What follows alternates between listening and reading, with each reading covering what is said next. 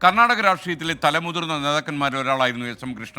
കർണാടക മുഖ്യമന്ത്രി, കേന്ദ്ര വിദേശകാര്യമന്ത്രി, ഗവർണർ എന്നീ പദവികൾ വഹിച്ച എസ്.എം. കൃഷ്ണ 2017 കോൺഗ്രസ് വിട്ട് BJPയിൽ ചേർന്നു. ബംഗളൂരുവിനെ മഹാനഗരമാക്കി വളർത്തുന്നതിൽ എസ്.എം. കൃഷ്ണയുടെ പങ്ക് വളരെ നിർണായകമായിരുന്നു. 1962 നിയമസഭാ തെരഞ്ഞെടുപ്പിൽ മധൂരിൽ നിന്ന് സ്വതന്ത്രനായി നിയമസഭയിലേക്ക് തിരഞ്ഞെടുക്കപ്പെട്ടതോടെയാണ് എസ്.എം. കൃഷ്ണയുടെ രാഷ്ട്രീയ ജീവിതം തുടങ്ങുന്നത്. 1968 മാണ്ടിയിൽ നടന്ന ലോക്സഭാ ഉപതെരഞ്ഞെടുപ്പിൽ പ്രജാ സോഷ്യലിസ്റ്റ് പാർട്ടി ടിക്കറ്റിൽ ആദ്യമായി ലോക്സഭയിലെത്തി. 1971 PSP വിട്ട് കോൺഗ്രസിൽ ചേർന്ന എസ്.എം. കൃഷ്ണ അതേ വർഷം നടന്ന ലോക്സഭാ തെരഞ്ഞെടുപ്പിൽ മാണ്ടിയിൽ നിന്ന് വീണ്ടും തെരഞ്ഞെടുക്കപ്പെട്ടു.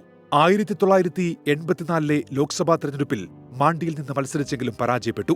1989 നിയമസഭാ തെരഞ്ഞെടുപ്പിൽ മദ്ദൂരിൽ നിന്ന് നിയമസഭയിലെത്തിയ എസ്.എം. കൃഷ്ണ 1993 വരെ നിയമസഭാ സ്പീക്കറും 93-94 കാലഘട്ടത്തിൽ കർണാടക ഉപമുഖ്യമന്ത്രിയായും പ്രവർത്തിച്ചു. 1996 മുതൽ 99 വരെ രാജ്യസഭാംഗമായിരുന്നു.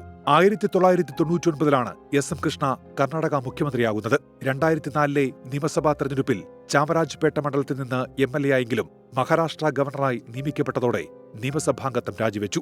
2008 ഗവർണർ സ്ഥാനം രാജിവെച്ച് സജീവ രാഷ്ട്രീയത്തിലേക്ക് മടങ്ങിയെത്തി. 2008 മുതൽ 2014 വരെ രാജ്യസഭാംഗമായിരുന്നു.